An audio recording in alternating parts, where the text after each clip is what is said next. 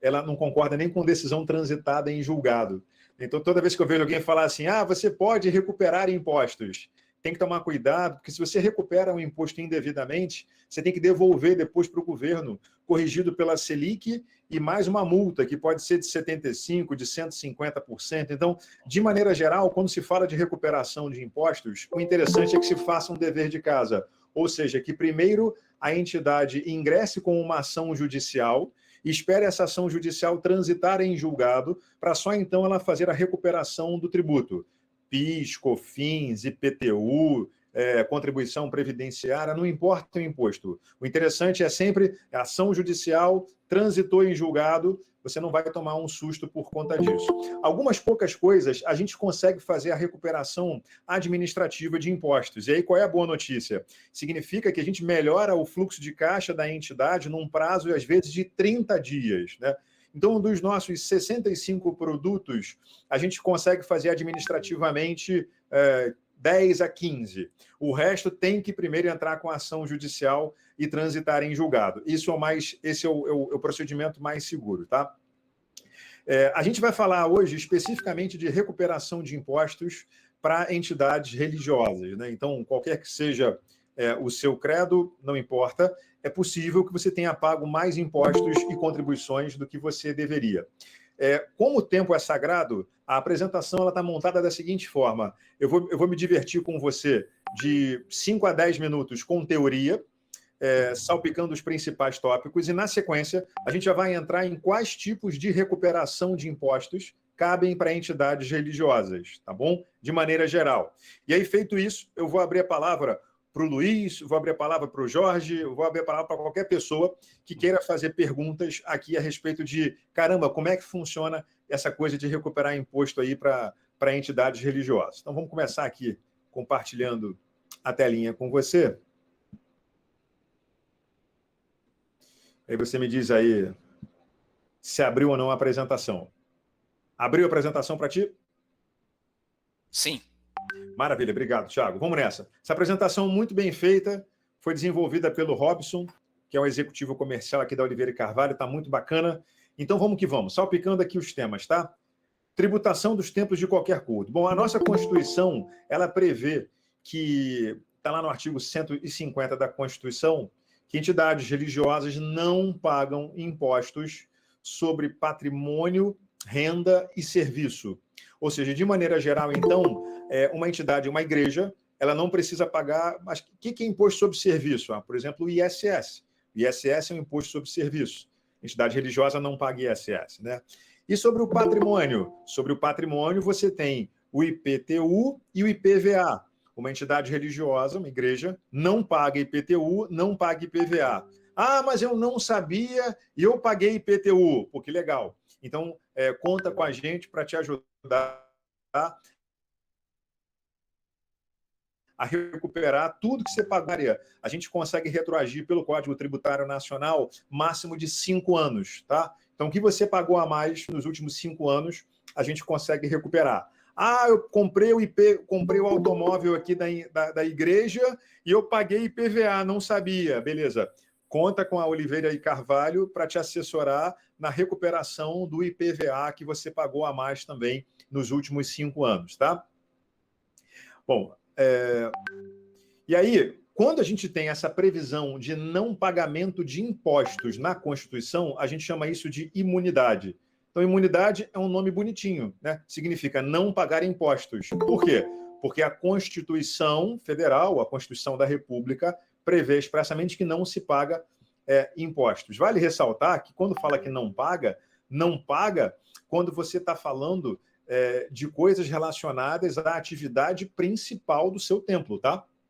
Então, assim, se você inventar alguma outra atividade que não tenha relação com a sua atividade religiosa, aí essa imunidade ela não te alcança. E você tem que pagar, nesse caso, imposto como qualquer outra empresa, tá bom? Mas desde que aquilo que você está fazendo, a receita que você está obtendo, seja 100% empregada na atividade religiosa, não há que se falar em pagamento de impostos, tá? E aí, o que eu não pago? Não pago imposto de renda, pessoa jurídica, eu não pago ICMS, aí você fala assim, peraí, Não paga ICMS? Não paga ICMS, aspas, né? De novo, vinculado à atividade principal do seu templo, né? Então, por exemplo, você vai comprar um microfone para a sua igreja, né? Você está importando um microfone, né? Está importando uma caixa, um equipamento de som, né? Tem que pagar ICMS? Não, não tem que pagar ICMS. Por quê? Porque já dizem decisão do Supremo Tribunal Federal dizendo que quando um templo, uma igreja, importa alguma coisa, e é ele que tem, o templo é quem tem essa imunidade, né, o direito de não pagar impostos, nesse caso não precisa pagar o ICMS, tá bom? Ah, mas eu paguei. Pagou. Se o que você pagou dos últimos 5 anos, a gente consegue recuperar de volta. Sempre lembrando que, assim, na minha igreja, eu faço parte aqui de uma igreja e a gente vende aqui um santinho, a gente vende aqui algumas coisas. Tem que pagar ICMS? Não, não tem que pagar ICMS, desde que o produto da venda que você tá alienando seja voltado para a atividade da igreja. Você também não paga ICMS, tá bom?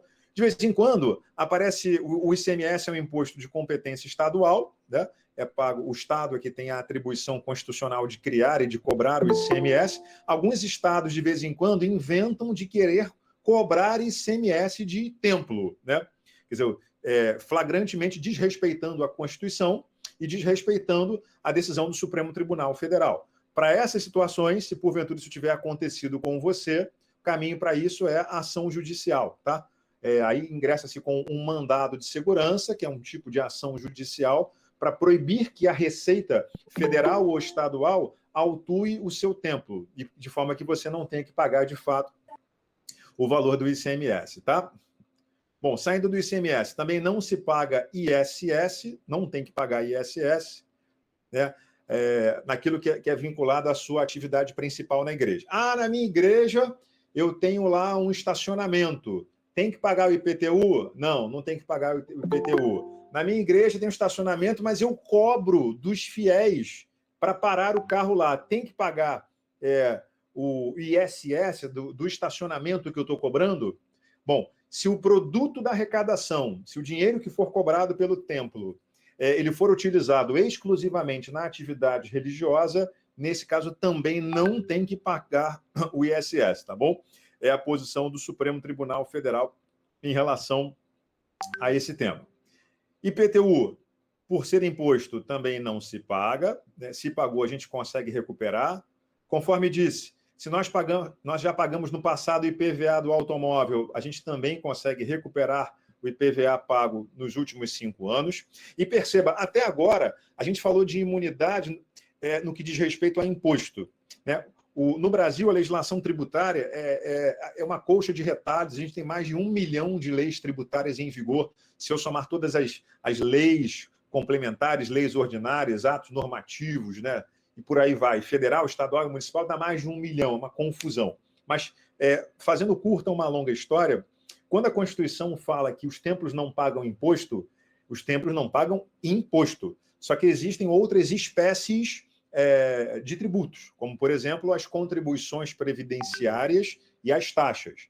Então, o que está previsto na Constituição é que você não paga imposto. IPVA é imposto. Imposto sobre propriedade, veículo automotor. ICMS é imposto. IPTU é imposto, né? Agora, contribuições e taxas, aí você tem que pagar, né? Então, paga-se contribuição, sim, né? De maneira geral. Mas eu ouvi dizer que eu não tenho que pagar contribuição previdenciária. Então, a gente vai começar a falar agora das contribuições, né? PIS, COFINS, INSS. Eu tenho que pagar as contribuições previdenciárias para ajudar lá o governo na manutenção da saúde, da previdência? É o que a gente vai estudar agora. Então, descendo da Constituição, porque a Constituição só assegura imunidade na parte de impostos, vamos falar agora das contribuições, né? Aquelas entidades religiosas, aquelas organizações religiosas que satisfizerem os pressupostos previstos na legislação também ficam isentas de pagar contribuição previdenciária. Ficam isentas de pagar PIS, ficam isentas de pagar COFINS, ficam isentas de pagar, inclusive, a contribuição previdenciária sobre a folha de pagamento, o chamado INSS patronal. Então, você tem uma série de requisitos previstos na legislação que, se você satisfizer esses requisitos, você também não paga PIS, COFINS e INSS, né? Quais são os requisitos? São os requisitos previstos na lei, né? Por exemplo, você tem que utilizar todo o recurso que você arrecadou no Brasil. Você não pode fazer distribuição de recursos para os diretores, né? Você tem que ter a contabilidade muito organizada. Essa contabilidade tem que ser chancelada por um auditor independente. Então, se você satisfizer os requisitos estabelecidos na legislação, você consegue também a isenção de PIS, a isenção de COFINS e também a isenção da contribuição social sobre o lucro líquido. Ainda consegue também a isenção da contribuição previdenciária patronal. Quer dizer, nem o INSS da folha de pagamento você vai ter que recolher. Porque você sabe que as entidades, de maneira geral, recolhem uma contribuição previdenciária de 20% sobre a folha de pagamento, né? É o somatório de 3 percentuais. Aí tem um outro percentual chamado RAT, ajustado pelo FAP. Você tem mais um percentual chamado INSS terceiros, que dependendo da situação você paga também. Então, a carga de impostos sobre a folha de pagamento, de contribuições sobre a folha de pagamento, dependendo da entidade, fica ali 20 e muitos por cento, quase 30%. Se você tem o certificadozinho, preencheu os requisitos, você não vai pagar a contribuição previdenciária patronal. Aí, essas entidades, né, que gozam tem esse quê de filantropia, quer dizer, além de ser uma entidade religiosa, você também cuida de uma célula, cuida de uma comunidade, né, tem um trabalho missionário interessante. Nessa situação, você não vai pagar a contribuição previdenciária sobre a folha de pagamento, né, os chamados 20% patronais. O que você vai ter que pagar nesse caso é o que a gente chama de PIS sobre folha. Aí você fala assim, mas o que é isso aí, PIS sobre folha?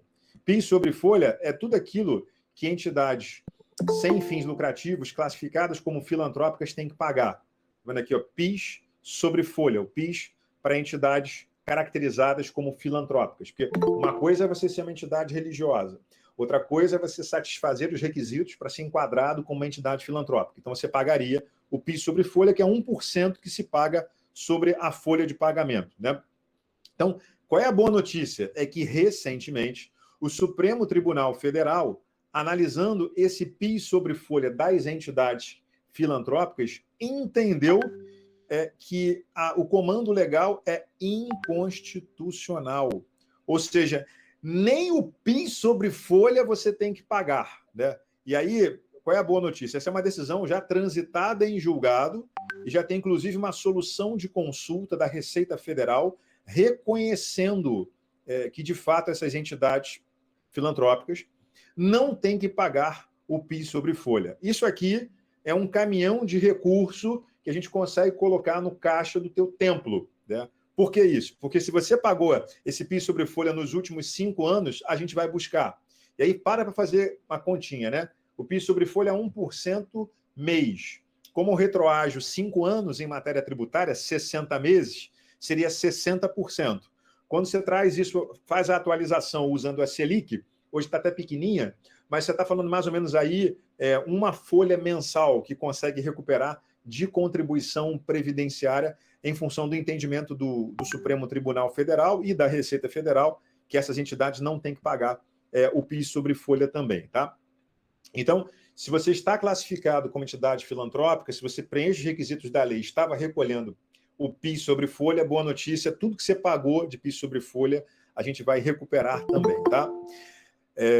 Se você não tem esse condão de entidades filantrópicas, se você não satisfaz os requisitos e o seu templo, paga a contribuição previdenciária dos funcionários, a gente também consegue recuperar a contribuição previdenciária. Aí você fala, como? Porque já existem hoje decisões transitadas em julgado dizendo que não se paga contribuição previdenciária patronal, o INSS sobre a folha, sobre diversos eventos da folha de pagamento. Aí, entrando no detalhe, né? Quando você abre o contra-cheque de um colaborador, de um funcionário do seu templo, você tem lá o salário, 13º, hora extra, férias, prêmio, abono, diária, ajuda de custo, 1 milhão de eventos. A gente tem várias decisões transitadas em julgado, dizendo que você não tem que pagar a contribuição previdenciária, por exemplo, sobre o salário maternidade. No salário maternidade, de alguns meses atrás, tem a decisão do Supremo Tribunal Federal em repercussão geral, que é uma decisão forte, lá do 543 do CPC. Tem a decisão do STJ em recurso repetitivo. Essas expressões repercussão geral e recurso repetitivo são decisões paradigma, né? O que acontece? Quando um tema vai para a Corte Superior, ou para o STJ, ou para o STF, quando a matéria é constitucional, quem dá a última palavra é o STF, é a última instância. Quando a matéria não está na Constituição, está prevista em qualquer outra lei que não a Constituição, não vai para o STF, termina no STJ. Então, dependendo da matéria, você tem decisões finais no STF e decisões finais no STJ. Quando o STF ou o STJ estão abarrotados de processos que tratam da mesma matéria, eles podem eleger um processo e falar assim: o que eu julgar para esse fica automaticamente replicado para todos os demais processos da República que tratam do mesmo tema. Então, esse tipo de julgamento, se no Supremo, chama-se repercussão geral, né? Então, assim, julguei para esse, não julgo mais. Atenção, tudo que estava aqui para ser julgado dessa matéria está resolvido, não vou mais tocar no assunto, né? E aí replica-se para os demais processos. E a mesma coisa acontece no STJ. Em matéria que não está na Constituição, o STJ tem que dar a palavra final, e aí nessa situação o STJ elege um processo, fala assim, o que eu julgar para esse replica-se em todos os demais. Esses julgamentos que valem para todos os processos chamam-se repercussão geral no Supremo, recurso petitivo no STJ, né? É o que tem de forte em termos de jurisprudência. E a gente já tem a decisão em repercussão geral no Supremo de salário e maternidade, em recurso repetitivo, ou seja, resolveu a história para o aviso prévio indenizado e para o auxílio-doença lá no STJ. Aí você tem leis que dizem que não incide contribuição previdenciária sobre ajuda de custo e premiações, e por aí vai. Então, qual é a boa notícia? A gente tem várias decisões transitadas em julgado que permitem que você recupere a contribuição previdenciária patronal que foi paga para esses eventos aqui. Então, o que a gente faz? Funcionário a funcionário, mês a mês, a gente pega lá a tabela de incidências, backup da GFIP, resumo da Folha, joga na nossa plataforma e entrega um relatório para você, dizendo assim, você pagou a mais 100 dinheiros aqui de INSS, e isso aí vai para o teu caixa no mês seguinte, né? Quando tem segurança técnica, porque, de novo, o Brasil não é para amadores, né? Vários eventos da folha de pagamento não têm decisão transitada em julgado. E aí, como ninguém quer fazer uma recuperação e ter que devolver o dinheiro para o governo depois com multa, nesse caso, então, o melhor é entrar com uma ação judicial primeiro, conforme nós dissemos no começo da live, e depois que transitar em julgado, você fazer a recuperação, tá? Bom, cabe uma ressalva importante, né? Porque especificamente em relação ao ministro de confissão religiosa, por exemplo, o pastor, não incide contribuição previdenciária, tá? Então, eu estava falando até agora dos funcionários que são contratados pelo templo, né? Porque no caso do pastor, no caso do padre, no caso do líder espírita, essas pessoas, ministros de confissão religiosa, o que eles recebem chama-se prebenda. E sobre a prebenda não incide contribuição patronal e não incide a contribuição da própria pessoa que está recebendo, tá bom? Nem a patronal, nem a outra. Não se paga contribuição previdenciária. O cuidado que você tem que ter é para caracterizar que, de fato, é uma prebenda, quer dizer, é uma ajuda de custo para o pastor, né? Porque se você não satisfizer os requisitos, isso pode ser interpretado pela fazenda como salário, e aí tem que pagar a contribuição previdenciária, né? Ah, mas quais são os requisitos? Os requisitos, primeiro, é que ele vai receber isso a título de ajuda de custo, ele, de fato, tem que funcionar como pastor, tem que funcionar como padre, tem que funcionar como líder espírita, né?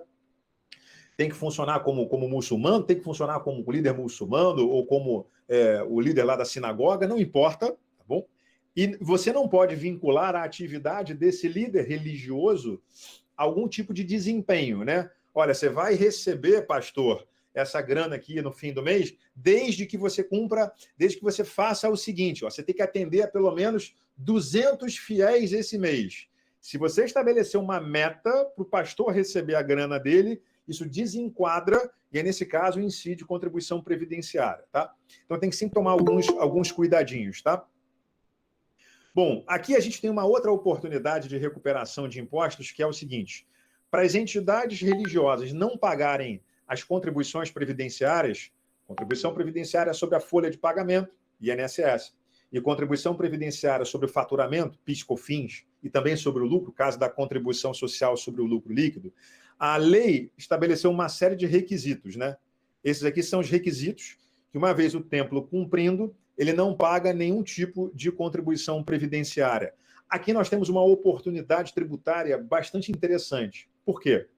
Porque a lei estabeleceu que esses requisitos, para que você goze dessa isenção, você não pagar nenhum tipo de contribuição previdenciária, deveria ser estabelecido por uma lei complementar. E você sabe que a lei complementar ela tem um rito mais complexo do que a lei ordinária. Uma lei complementar, para ser aprovada, é mais difícil do que uma lei ordinária. E aí, às vezes, o governo não consegue a maioria no Poder Legislativo para aprovar uma lei complementar e usa uma lei ordinária para aprovar. Acontece que não pode, isso é inconstitucional.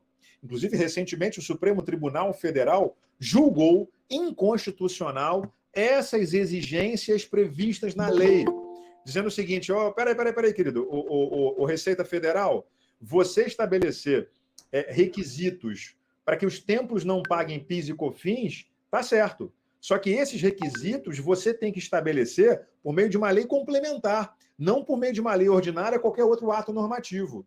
Então, o que aconteceu? Como esses requisitos não estavam estabelecidos em lei complementar, esses requisitos não valem. Não valem. Olha só que loucura que é o Brasil. Sabe o que isso significa? Que se em algum momento o teu templo deixou de satisfazer algum desses requisitos aqui, e tendo deixado de satisfazer, o templo foi autuado e teve que pagar PIS, teve que pagar COFINS, teve que pagar a contribuição previdenciária patronal, a gente consegue buscar de volta. Por quê? Porque a lei que estabelecia esses requisitos, ela foi declarada inconstitucional, né? Então não tem lei complementar ainda que estabeleça os requisitos. Olha que loucura isso, né? Então, se desenquadrado foi e teve que pagar as contribuições previdenciárias, a gente também consegue recuperar de volta essas contribuições previdenciárias, tá? Muito importante. O fato de você não pagar impostos e não pagar contribuições, se você satisfizer tudo que tem que satisfazer, não ilide a necessidade de você cumprir com as suas obrigações acessórias, né? O que são obrigações acessórias? Em matéria tributária, você tem duas obrigações. A principal, que é fazer o pagamento do imposto, e a obrigação acessória, que é de comunicar, prestar contas, disponibilizar os números, a contabilidade para o governo. Então, você tem uma série de obrigações acessórias. Não sei se você já ouviu falar, GFIP, I-Social, DCTF, DIPJ.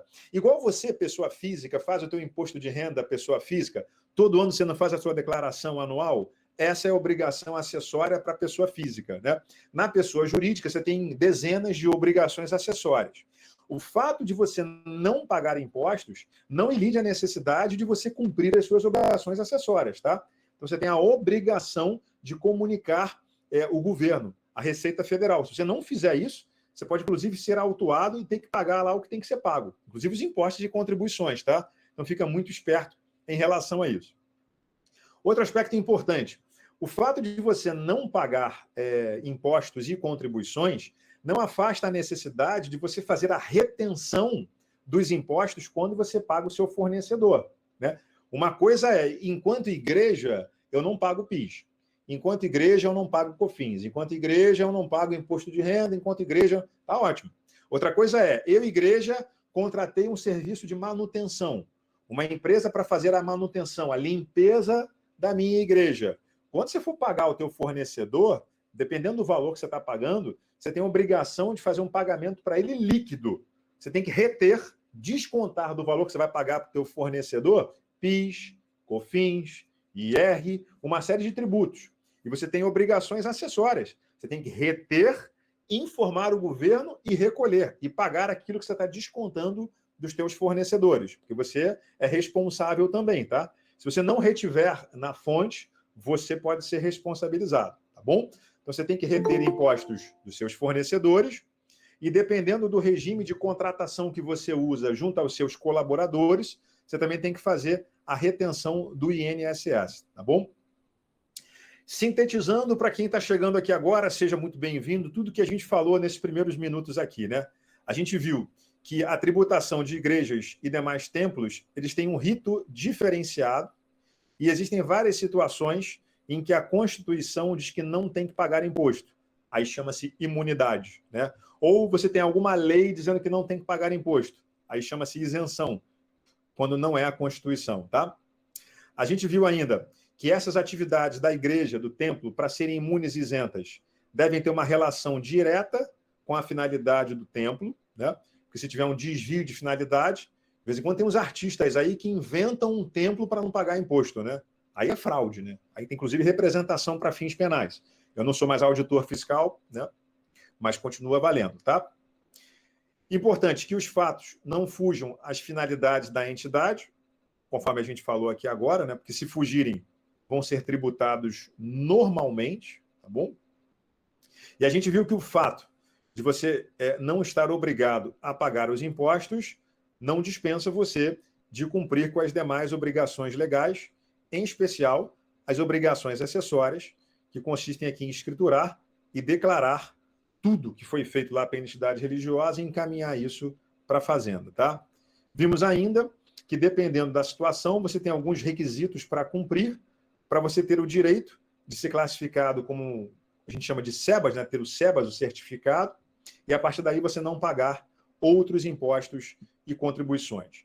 E aí tem várias outras dicas tributárias, né? Então, a gente já falou até agora de recuperar IPVA, recuperar IPTU, recuperar INSS patronal, recuperar PIS sobre folha, recuperar o ICMS e tem ainda a possibilidade de você recuperar, em especial, o ICMS da conta de luz, né? Então, que história é essa aqui?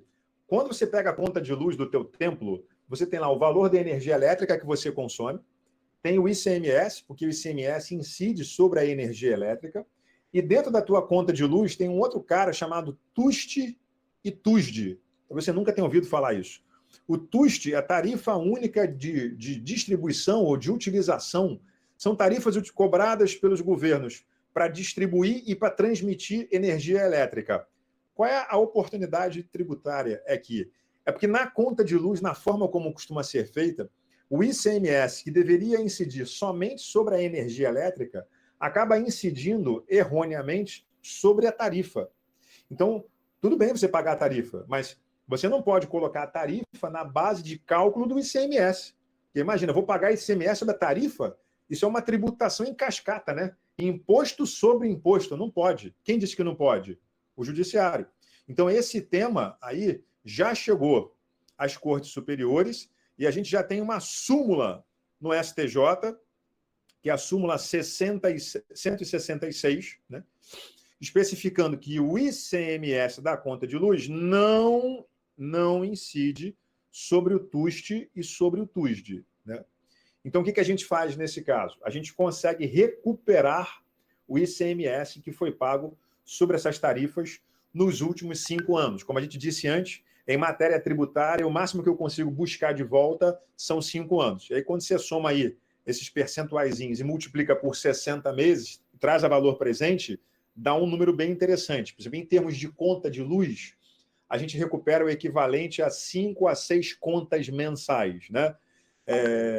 Aquela do PIS sobre folha, né, o PIS que é pago para as entidades beneficentes, a gente costuma recuperar mais ou menos uma folha de pagamento mensal, né? IPVA, tudo que foi pago. IPTU, tudo que foi pago. Contribuição previdenciária patronal, não a do ministro, né? Mas a dos funcionários contratados. A gente consegue recuperar, se você pagou os 20% patronais, o equivalente a 2 folhas mensais. Então, existe um universo de recuperação de impostos e contribuições a ser explorado por entidades religiosas, né? Que é muito além da recuperação do IPTU, que normalmente as entidades conhecem. O que a gente espera com isso? A gente espera contribuir para a melhoria do teu fluxo de caixa, né? O que a gente faz aqui na empresa é melhorar o fluxo de caixa dos nossos clientes por meio da recuperação de impostos, né? E, sobretudo, agora na pandemia, que a turma está muito apertada, né? Está ali super justinho, receita e despesa, poder recuperar impostos pode significar fôlego e tranquilidade para a sua operação.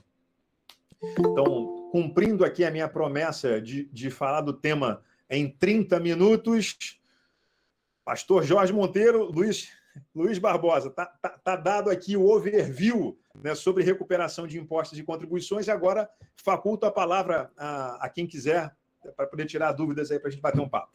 Legal, Zé Carlos, sensacional. Eu acho que você deixou muito claro para todo mundo o tamanho da oportunidade que a gente está falando.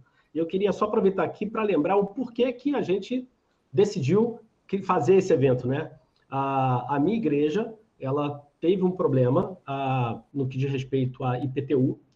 Por quê? Porque a prefeitura entendeu, criou uma normativa dizendo que você só tem direito a ter a imunidade no determinado ano se você der entrada na primeira semana do mês de janeiro.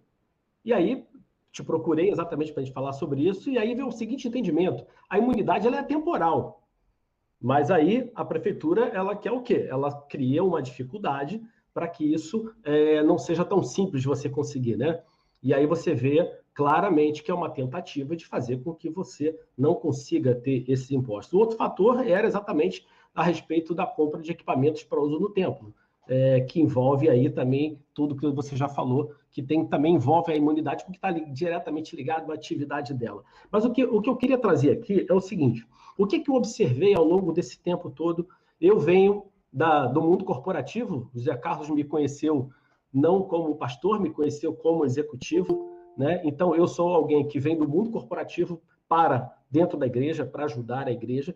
Então, eu acabei vindo com uma visão bastante pragmática a respeito das possibilidades e do que é fato e do que não é fato no que diz respeito ao relacionamento com a igreja. E o que acontece? Eu percebi claramente que as igrejas são muito mal assessoradas por profissionais. Por exemplo, a minha própria igreja ficou 19 anos sem se beneficiar do benefício do IPTU, porque havia um entendimento de um contador de que isso só valia no caso do imóvel ser próprio. Então, olha só que interessante. E aí entra na tal da boa-fé, na confiança de que aquilo, não, ele é um profissional, ele é o cara que entende disso. Aí você vê um advogado que ele é um advogado trabalhista, que diz, não, tem que pagar isso aqui, mas ele não é tributarista. Você, às vezes, tem um advogado que ele entende de aspectos de legislação do trabalho, mas ele não é um tributarista. Então, o que a gente percebe?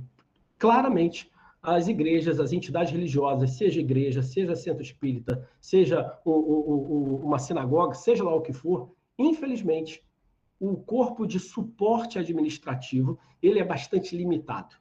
Agora, o que piora isso? É quando você não tem uma estrutura de gestão estruturada.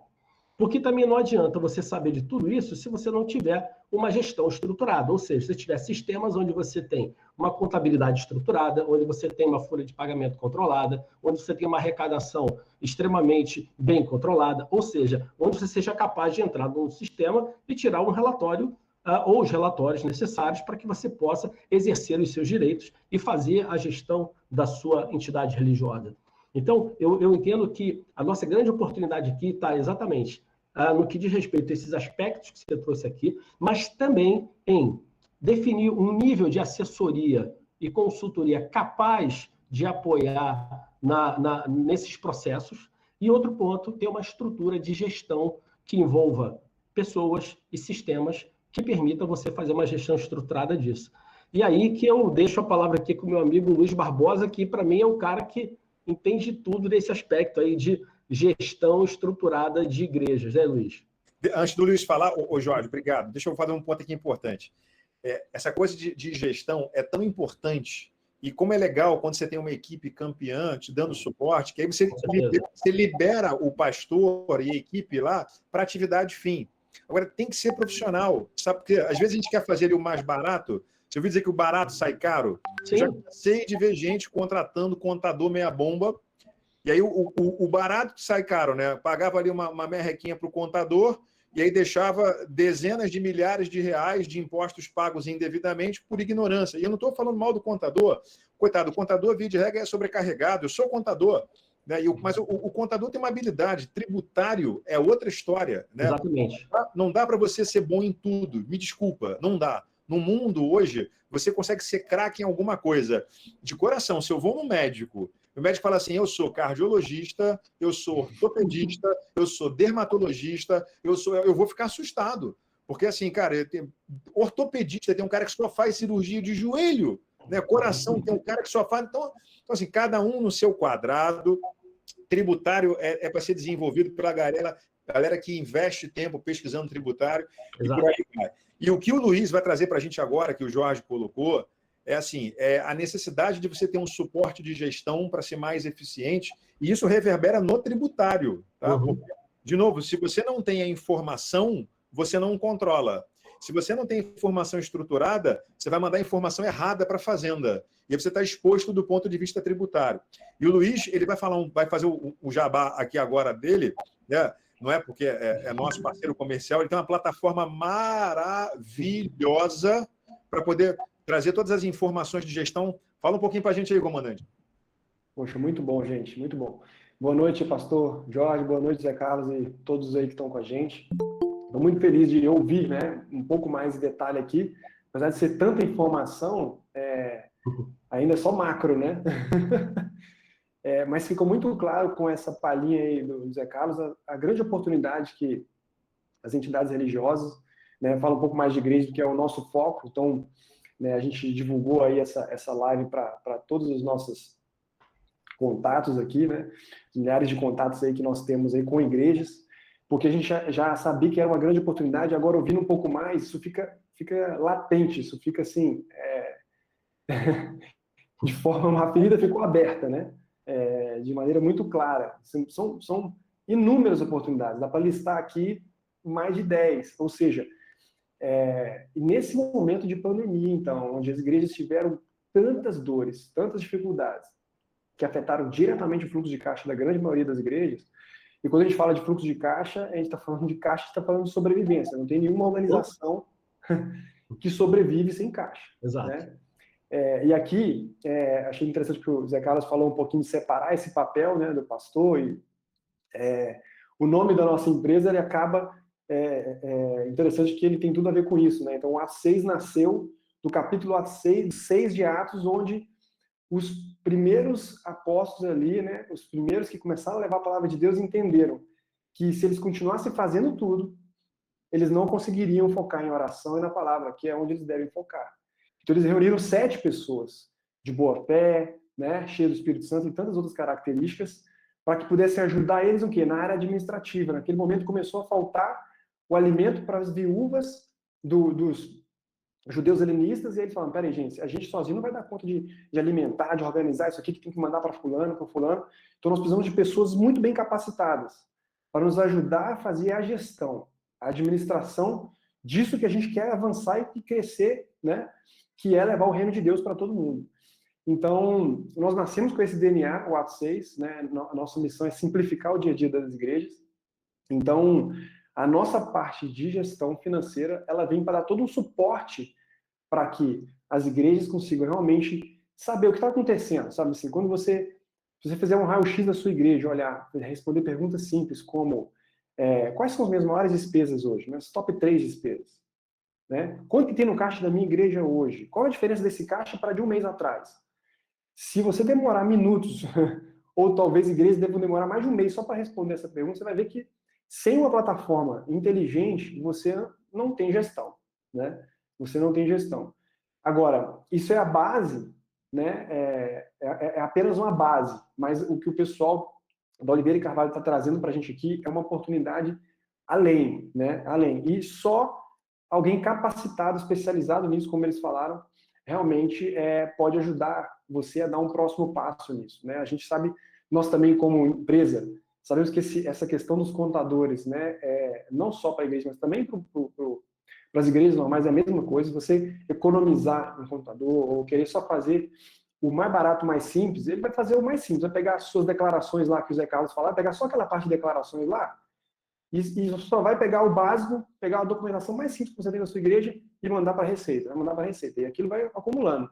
Depois de anos, pode ser que você tenha um grande problema. Além disso, você está perdendo essa oportunidade de talvez reduzir todo esse custo aí que ele falou. E eu achei mais interessante que não é só você reduzir custo, mas é recuperar o passado.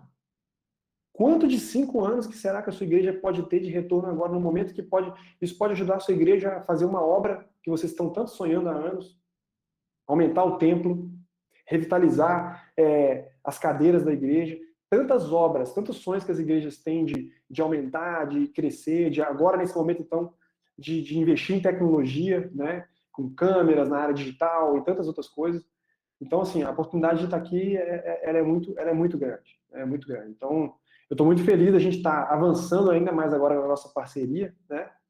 E que a gente vai poder realmente ajudar mais ainda as igrejas, além do que a gente já tem feito sozinho. Então, é mais uma parceria muito importante para nós, a gente está muito feliz com isso. Muito bom.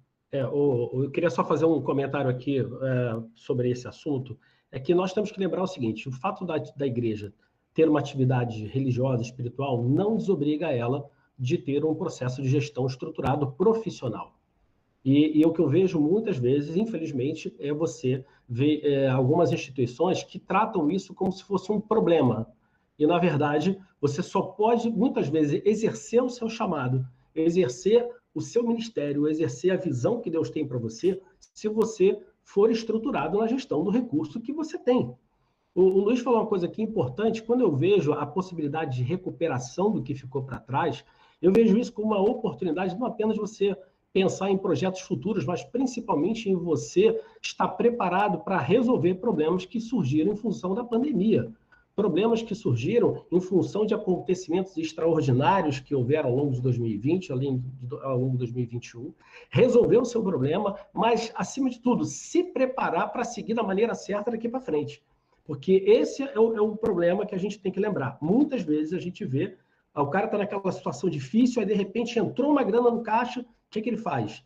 Ele faz ali um projetinho, o que ele quer tal, mas daqui a um mês está com as suas finanças totalmente desestruturadas novamente. Então, eu entendo que o que a gente está trazendo aqui, acho que o que o Zé Carlos trouxe é uma grande oportunidade de ter um processo de gestão tributária inteligente, gestão tributária que é completamente dentro do direito que a igreja tem, ninguém está falando de nada, não está se inventando moda nenhuma.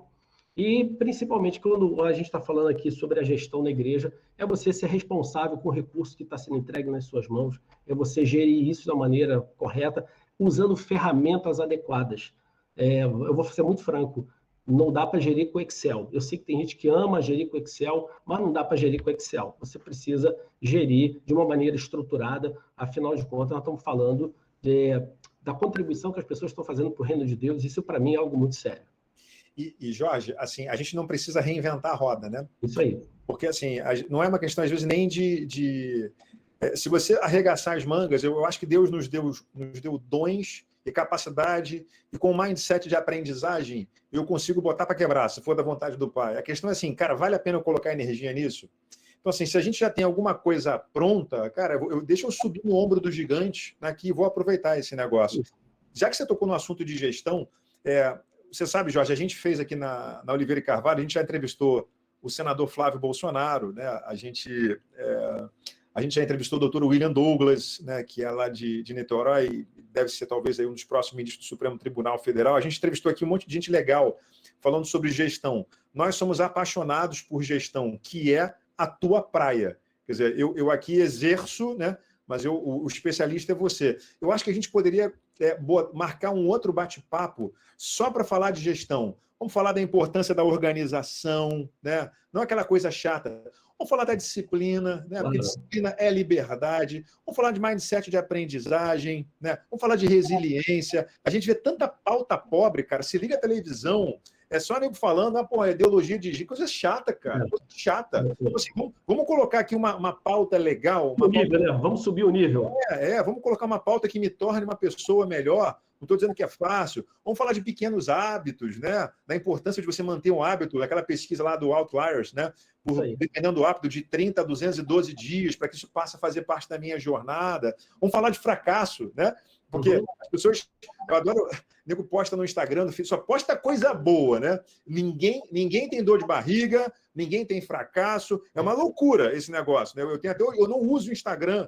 Eu nunca postei uma foto no Instagram, mas beleza, cada um com seu cada um. Então, acho que a gente pode, se você concordar, marcar um novo bate-papo para falar de gestão. E eu acho que cabe também, se você concordar, Luiz, um bate-papo para poder falar especificamente de ferramenta de gestão. Legal. Porque, às vezes, o camarada... É água pro vinho, bicho. Você começou a criar um hábitozinho ali, começou a preencher a plataforma, cara...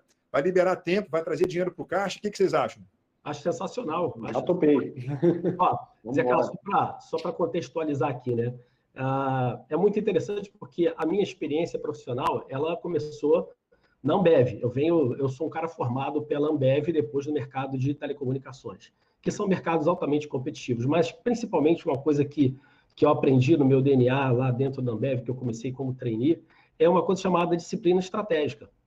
É você ter disciplina estratégica, você ter disciplina orçamentária, é você ter literalmente, você ser disciplinado naquilo que você está planejando para a sua organização. Eu acho que gestão sem disciplina não existe, né? Gestão, ela está diretamente ligada a você ter disciplina com o seu planejamento. Eu falo constantemente para pastores, olha só, quem define o orçamento da sua igreja é a sua visão. Se você está fazendo um orçamento que não é preparado para o cumprimento da sua visão, você está fazendo besteira. Então, hoje é uma das coisas que eu mais procuro ajudar os pastores com os quais eu tenho oportunidade de conversar sobre isso, é exatamente sobre a importância da gestão, principalmente a gestão estratégica, a gestão disciplinada, para que ele possa cumprir aquilo que é a visão que foi colocada no coração dele por Deus. Vou falar em visão, a gente tem no nosso blog, se vocês quiserem entrar lá, no final do ano passado a gente fez uma live com o pastor Jorge só sobre visão, missão e definição estratégica, né? Planejamento estratégico para igrejas. Então, se vocês entrarem lá no nosso blog, vocês vão ver. Está no nosso YouTube lá, muito bom. Ô Luiz, coloca aqui, por favor, aqui no chat, o endereço do blog, o endereço de onde é que as pessoas obtêm informações. E Tiago, coloca teu e-mail aqui. O Tiago é o sócio aqui da Oliveira e Carvalho, então, eu quero entender um pouco mais o que meu templo pode recuperar de impostos. Aí você manda um e-mail para o Tiago, e aí o Tiago vai alinhar próximos passos aí, vai entender o que dá para recuperar para o seu templo, tá? E o bate-papo do Jorginho falando com gestão está aí, tá registrado também. Que legal. Então tá, se alguém quiser fazer alguma pergunta, alguma curiosidade, a gente fica aqui à disposição, né? Às vezes acho que o pessoal está meio tímido, ô Jorge, acho que você está... Não? Opa, vamos lá. O Jair quer fazer uma pergunta. Diga, comandante. Boa noite, estão me ouvindo aí? Sim. Então, queridos, muito interessante o que vocês falaram. Eu tenho uma pergunta, assim, bastante complicada, porque até hoje eu não resolvi. Nós temos um contador na nossa igreja, sim, e é uma empresa de advocacia também, e a gente perguntou para eles, o pastor na prebenda, ele paga imposto de renda, pessoa física? Ele recolhe? Robson está aí com a gente?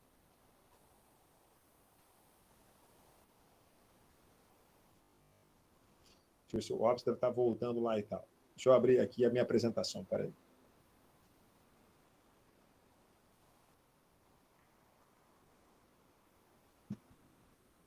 Só um minutinho que está a passos de cágado. Só um minutinho, por favor. Tá bom. Vamos ver o que diz a legislação. Aqui, ó. A Receita Federal regulamentou o tema, e o regulamento do imposto de renda também traz dados sobre isso, dizendo que eu sou, enquanto entidade religiosa, obrigado a fazer a retenção na fonte quando do pagamento de rendimentos assalariados. Quer dizer, eu entendo, eu aqui não estou encontrando previsão legal para pagamento de imposto de renda, mas também não me sinto confortável para dizer sim ou não. Deixa eu te pedir uma gentileza. Me manda a tua consulta, Jair, por e-mail, que eu te respondo isso aí em 24 horas. Amanhã está no teu WhatsApp, no teu e-mail, a resposta a isso, tá? Legal, legal. É porque a gente ficou em bastante dúvida, aí o advogado foi buscar, não achou, e a gente ficou, recolhe, não recolhe, e a gente tem recolhido, entendeu? Zé Carlos, eu queria fazer um comentário sobre isso, Claro. E esse é um ponto de preocupação que eu tenho. Há um tempo atrás, eu vi uma situação muito parecida com a que o Jair está trazendo, onde o contador falou o seguinte, olha só, eu soube que uma igreja foi autuada, então é melhor recolher imposto de renda, é melhor recolher INSS, fazer tudo porque uma igreja foi autuada, então, para não dar problema, vamos recolher. Só que tem um detalhe, quando você olha o que aconteceu com essa igreja, foi uma coisa diferente. Na verdade, os pastores eram tratados como funcionários. É uma coisa completamente diferente. O cara não recebia uma prebenda, não recebia ali uma remuneração pela atividade pastoral. O cara recebia como um funcionário, o cara dava expediente. E aí vem de novo, é aquele comportamento da ignorância. E é o comportamento do medo. Pô, não é ele que vai pagar a conta, né? Então eu falo assim, ó, é melhor tu pagar do que se aborrecer. Então eu sempre tenho essa preocupação. Eu vi isso acontecer. Infelizmente eu vejo ainda pessoal pagando esse tipo de contribuição. Não estou dizendo que não é para pagar, mas para mim o que me chama a atenção é a postura de falar o seguinte: eu soube que fulano foi autuado, então como fulano foi autuado, para que a gente não corra o risco, vamos fazer isso também. Isso para mim não é consultoria, isso não é gestão. Ô Jorge, assim, eu não gosto, perceba, ninguém está livre de ter fracasso, tá? Mas assim, eu não gosto de viver dominado pelo lobo do medo. Eu gosto de correr risco, sabendo quais são os riscos que eu estou correndo, e se eu não sei, eu vou me inteirar daquilo ali. Porque se sim, sim, se não e não, e sim e não com a mesma facilidade. Então, assim, a gente já tem decisão transitada em julgado, dizendo que não tem que pagar contribuição previdenciária, o PIS sobre folha. Não faz o menor sentido viver com medo ou pagar porque eu não sei se tem... Olha só, hoje o mundo é muito transparente, né? A legislação está aí. Se for uma questão de interpretação, se for uma coisa... que a Receita Federal, de novo, né, ela não é razoável em matéria tributária. Na dúvida, ela manda pagar. Então, eu vou buscar meu direito lá no judiciário, cara. Se eu não sei, eu vou entrar com um mandado de segurança para ter o meu direito reconhecido e quando transitar em julgado eu vou ter certeza. Agora, tem muitas coisas que já estão resolvidas, né? Então, não há que se falar em tributação. Bom, enquanto a gente vai pesquisando a tua questão, ô Jair, tá? A turma aqui já tá correndo atrás. Pessoal que não vai nem... A Gabriela já compartilhou aqui no nosso chat, já tem inclusive uma decisão, já está aqui no nosso chat, tá? Pô, que coisa boa. Então, obrigado. Vou ler aqui, Tiago. A pessoa que nem dorme hoje, aí todo mundo aqui é 330, é uma loucura aqui. Mas todo mundo toma remedinho. Ó, o primeiro ponto aqui a se destacar é a incidência do imposto de renda retido na fonte sobre os montantes pagos pela igreja aos seus ministros. A Receita Federal, por meio da solução de consulta 254, emitiu entendimento de que os valores recebidos por religiosos estão sujeitos ao imposto de renda retido na fonte. A Receita Federal cobra a retenção e o repasse do imposto de renda retido na fonte da remuneração dos ministros, separando o conceito da imunidade de entidade religiosa do entendimento do que é pago, imagino, para os funcionários. Então, respondendo a sua pergunta, é o seguinte: entendimento da Receita Federal, sim, você deve pagar fundamentação técnica, solução de consulta número 254 da COSIT. Ponto. Isso aqui eu estou respondendo a sua pergunta. Tem que pagar pela Receita Federal, sim. Obrigado, Gabriela, é nossa sócia aqui, nossa menina brilhante, prodígio.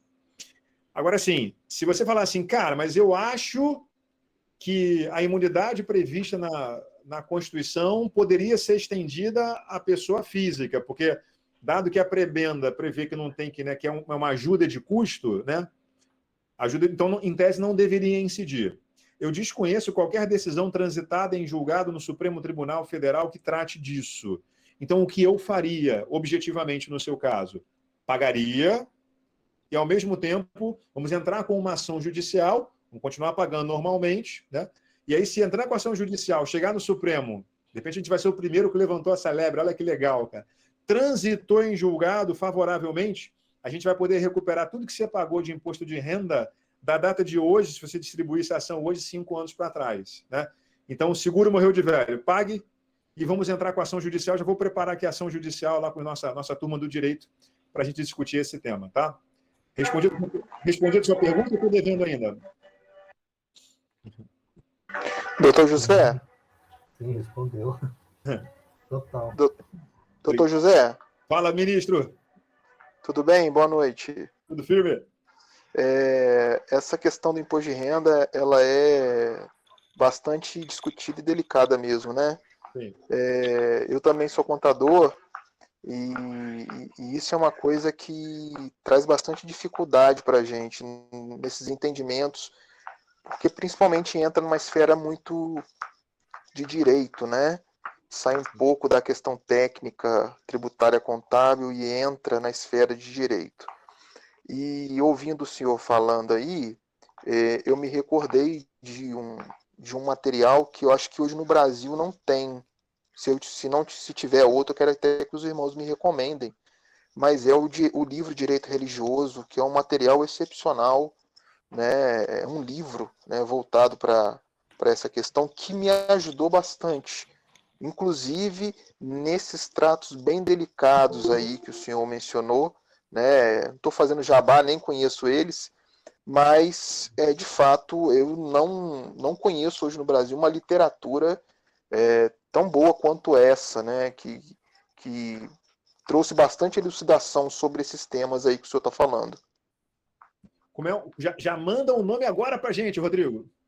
Direito Religioso é do Dr. Tiago e do Jean Regina, pela editora Vida Nova.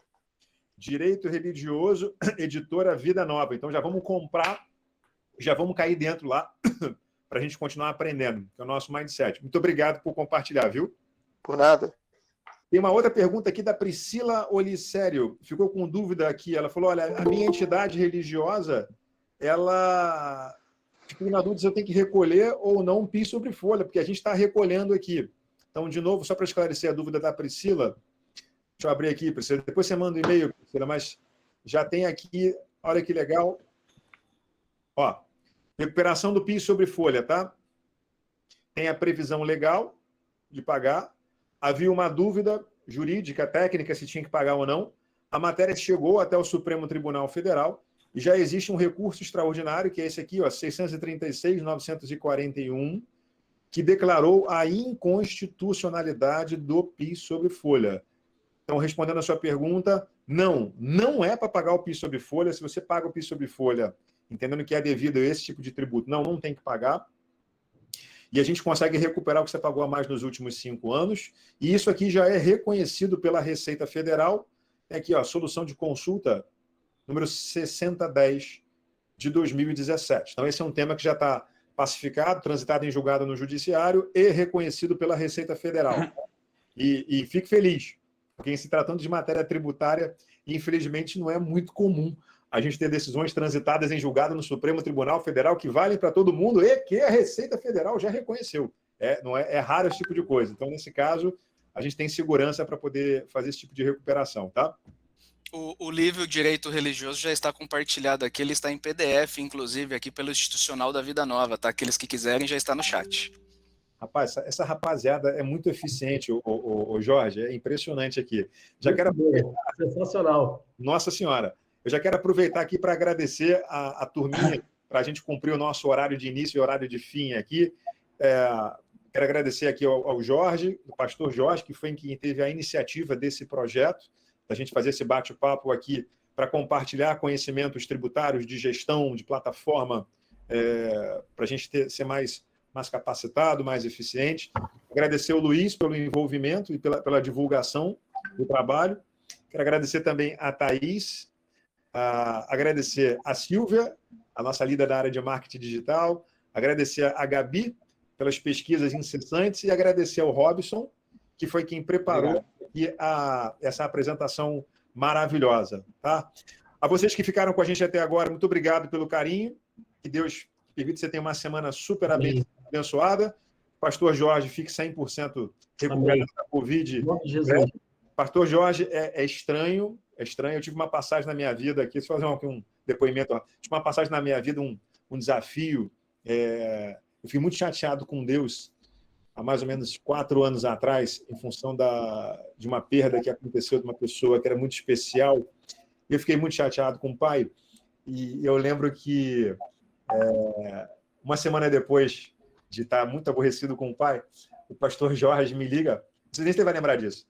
Aí ele pega o telefone, ele não me via há 3 anos, e vira para mim e fala assim: e aí, irmão? Tá chateado com Deus? Então, assim, tem uns mistérios. Né? Mas isso aí vamos deixar para outra hora. Amém. Muito obrigado pelo seu carinho, pela sua participação. Que Deus abençoe. Pelo carinho. Vamos marcar nosso próximo bate-papo, então, não é isso? Combinado. Luiz, a gente vai compartilhar com vocês a data do nosso próximo bate-papo. Pode ser, então, gestão? Pode ser, combinado. Obrigado pelo carinho, Zé Carlos. Obrigado a toda a equipe. Luiz também. Foi um prazer estar aqui com vocês.